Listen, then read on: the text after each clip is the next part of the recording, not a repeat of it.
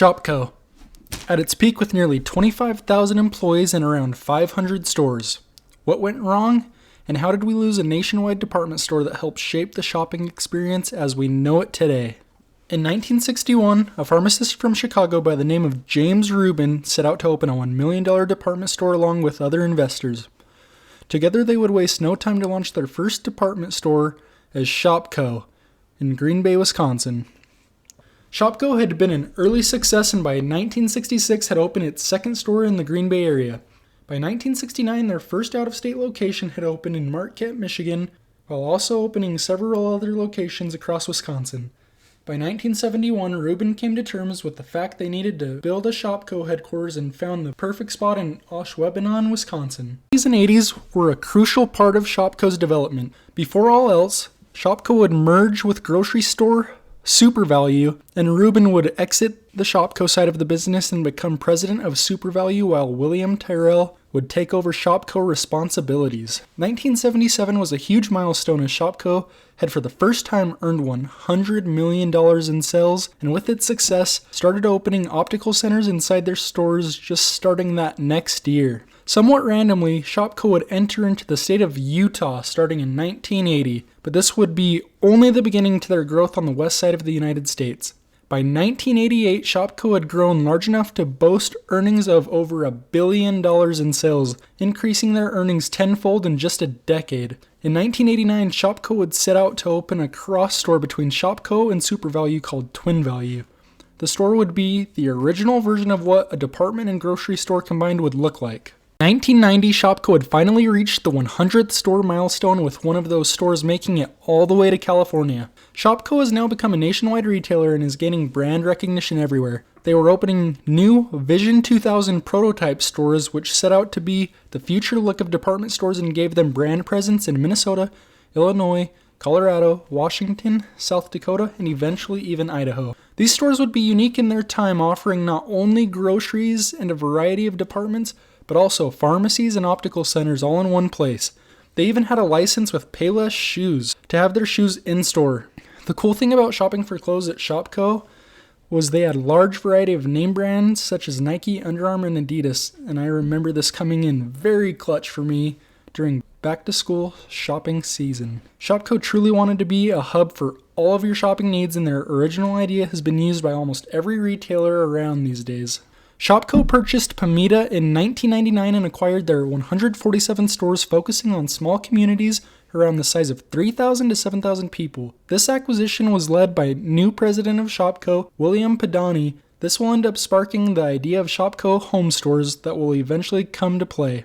As the new year of 2000 rolled around, ShopKo agrees to buy a 49-location store known as PM Place Stores, and they would immediately be rebranded into Pamitas. At this point, ShopKo is starting to rapidly acquire businesses and make changes far faster than they have at any point since their founding. Monumental changes that will end up shaping the future of the company are coming to ShopKo as the year of 2000 comes to an end.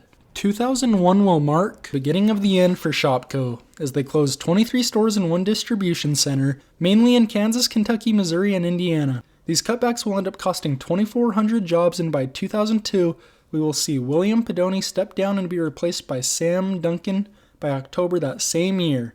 It is typically never a good thing when your company is replacing presidents and CEOs constantly. This ultimately makes me wonder where the company's direction is going to go with a new mind and new vision for the future. 2005 may go down in ShopKo history as the biggest year ever for them. ShopKo strives the idea of competing with Walgreens and CVS by launching its ShopKo home stores. They are a small community, small town version of their normal department stores. Business had started slowing for ShopKo, and the company exits all business it has in Colorado and Reno, Nevada. By end of year 2005, ShopKo had sold to Sun Capital Partners for $1.1 billion, which would end up making the company private again and would stack a ton of debt onto Sun Capital with fees and dividend payments that were needed to help keep ShopKo competitive with other stores.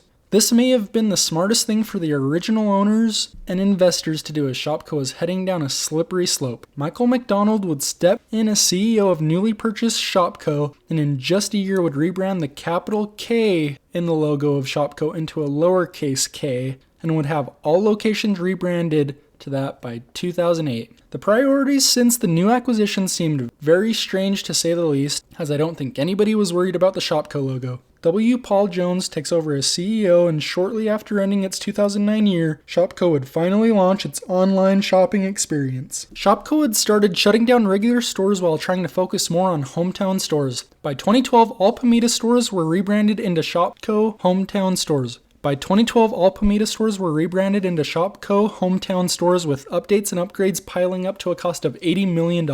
That same year, W. Paul Jones steps down as CEO while Mike Batiga takes over, but will be replaced by Peter McMahon in less than a year. In 2015, ShopKo obtains 20 Alco stores due to bankruptcy, with plans to rebrand them into their hometown stores. Following this, they changed their slogan to "The Stuff That Counts." 2016 starts off with 4 more stores closings after poor sales. During this time, ShopKo had finally released their first ShopKo store credit card. Being incredibly late to the credit card game, this did virtually nothing for them and most likely just wasted funds on something most people weren't going to use. From 2016 to 2017, the last chance they had to revamp and revive their stores came as they remodeled larger stores into part grocery, part frozen stores, while also still having various departments. By 2018, everything had failed. Everything ShopKo had tried was just doing terrible and honestly just flushing cash down the toilet. In December of 2018, ShopKo closes 39 stores and rumors start flooding in about bankruptcy. In this same month, they begin closing all pharmacies and optical centers in every store. January of 2019 started with a lawsuit filed against ShopKo by McKesson Corporation for $67 million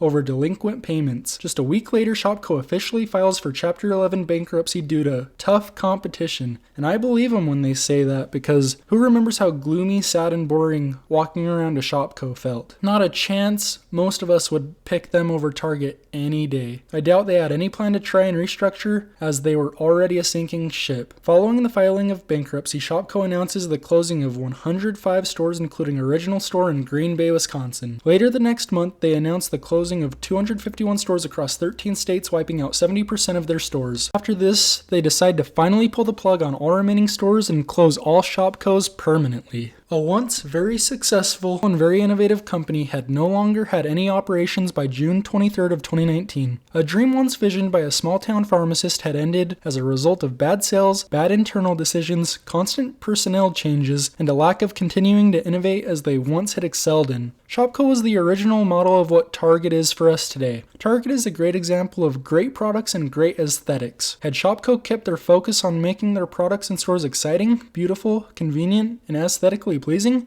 we may have never had to know what life would be like without ShopKo. While their buildings sit with new owners and some still sitting vacant, I still remember going back to school shopping and tagging along with my parents as they would pick up their prescriptions. I can't help but to think what ShopKo could have been. Thank you all for watching, and please let me know what your thoughts on ShopKo are and what memories you have from their stores.